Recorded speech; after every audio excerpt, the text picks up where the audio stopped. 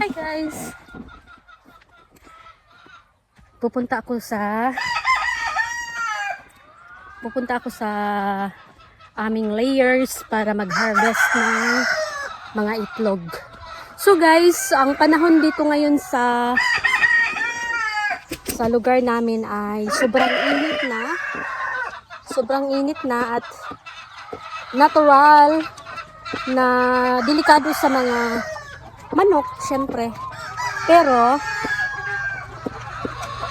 mabuti na lang guys kasi may punong kahoy kami dini. Ayan, andito na tayo sa ano guys. Mamumulot na tayo ng eggs. Ayan guys. Parang may nagbasag na ng itlog. Ayan. Oy, ang dami. Oh my G. Oh my G, dalawa. Dalawa talaga.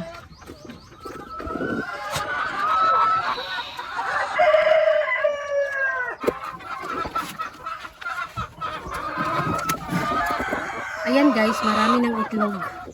Kaya mag-gather na ako. So, yung manok namin pala guys, nakabasag na ng isa.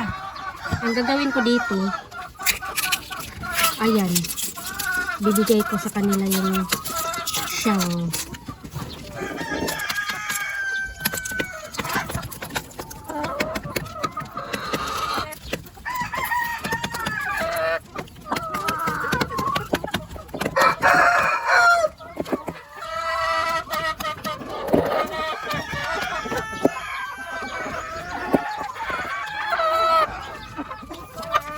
Ayan.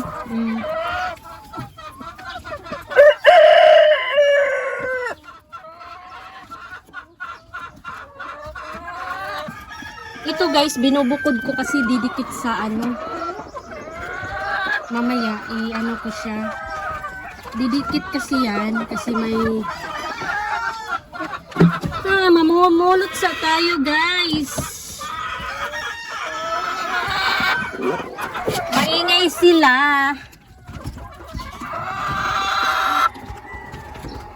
Ay, hoy, hey, hey, hey, hey, hey, hey.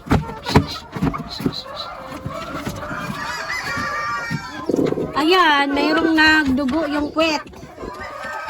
May nagdugo ang kwet, guys. Ayan, guys. Mamaya, iano ko yung nagdugo. Kasi para ma-sprayhan ng gamot. Kasi delikado yun, guys. Yun na nga, hindi tatantanan ng mga kasama.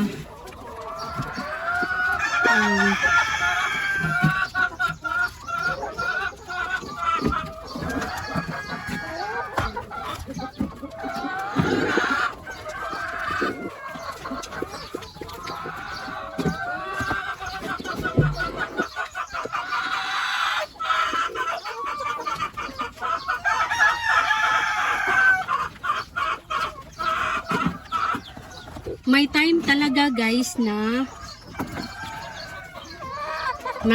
maisipan ng manok na kainin yung ano nila, itlog. Kaya dapat bantayan talaga. Kasi yung type ng ano namin, pagkagawa ng cage ng itlogan ay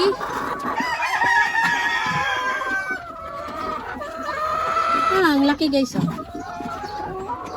Ang pagkagawa namin sa ano nito, hindi masyadong ano maganda, like kakaiba sa mga ano, kumbaga hindi maiwasan yung maano yung mga itlog. Dini guys, ang ganda, ang dami. Ayan guys. Masaya kapag mamumulot na ng itlog. Ay, nandyan pa oh.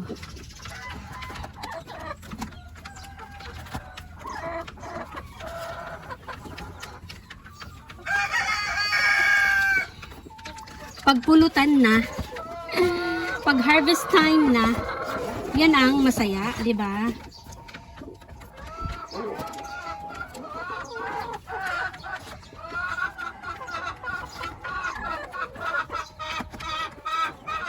Di ba guys, nagsabi ako nung nakaraan sa video ko ay mayroong parating na maliit guys oh. May parating na ano yung tawag dito.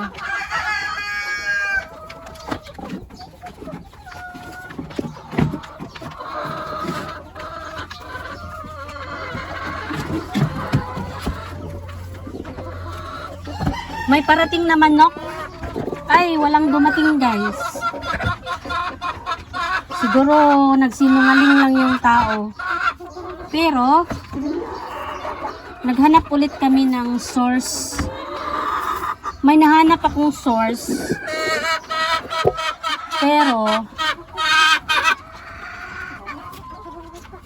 Pero ano guys, yung dapat may quota na ilan ang orderin. Eh dapat daw ano, dapat daw 100 pieces. Tapos may isa naman dapat daw 48. Meron namang isa guys na okay lang kahit ilan, pero may dagdag na charge. May dagdag na 2,000 sa travel and expenses kasi galing siya sa Nueva Ecija. Sobrang layo.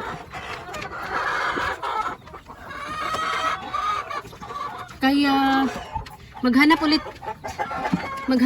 ulit kami ng ano, medyo malapit lang. Hi! Medyo malapit lang guys na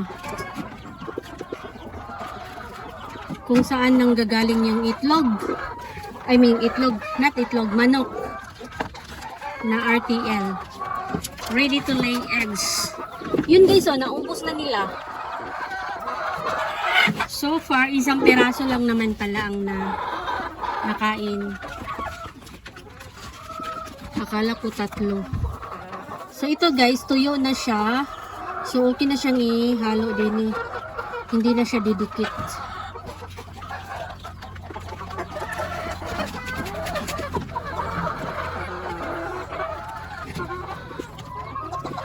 Maganda ang ano nila. Guys, yung manok namin nagtatanggal ng balahibo. So yung kapwa lang nila kasama ang nagbubunot ng kanilang balahibo. Tapos halimbawa may nakita kayong hindi masyadong kalbo, that means that means kung hindi siya masyadong kalbo, ay tingnan nyo guys. Ayan. Sila, marunong silang magbunot sa kanilang kapwa. Kakalbuhin talaga nila guys. Tapos yung mga hindi kalbo, siguro mga nagreklamo. Yan kalbo. Yung pang isa kalbo. Pero tutubo naman yung balahibo. Kaya minsan okay lang din.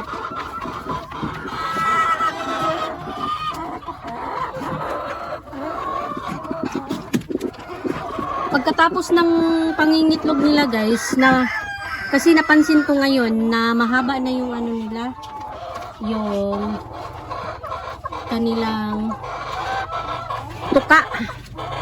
Yung kanilang tuka guys, puputulan ko na naman para hindi siya masyadong kasi mahilig nga sila mag sa kapwa nila, tutukain nilang kapwa nila. Kaya ang gagawin, puputulan yung kanilang mga tuka, kaya para hindi makapaminsala, kumbaga, kasi delikado. Gumagaling naman sila guys, kaya hindi naman masyadong Nakakabahala, di ba?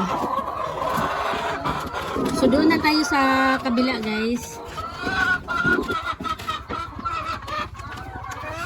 Pag ganitong oras hanggang tanghali, ganyan yung ano nila.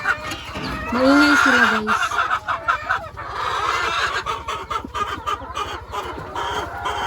Itong grupo naman na to, guys, ito yung mga bago. So dun sa kabila yung luma, ito naman yung mga bago.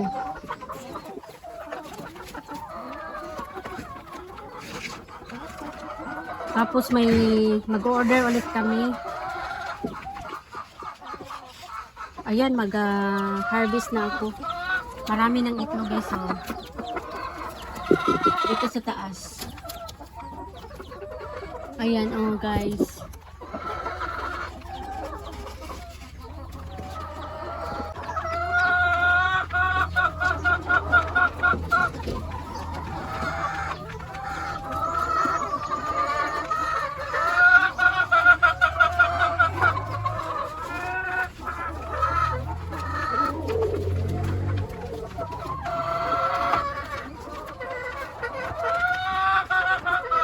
Hi! Ano nang nangyari sa inyo?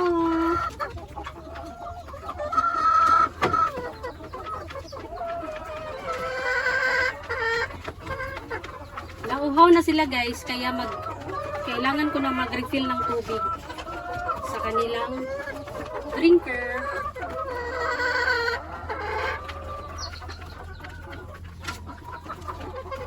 Kasi pagkakain kasi nila, guys, gusto. Halimbawa, yung binigay na feeds, hindi naman siya naka-ferment. Kaya na madaling maubos yung kanilang tubig.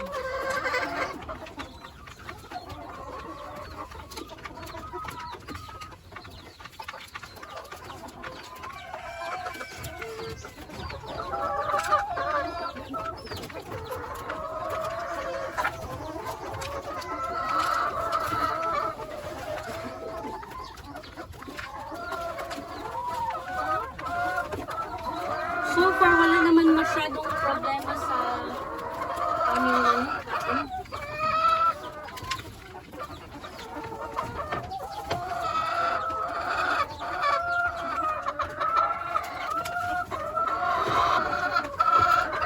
nangingitlog pa rin sila, guys.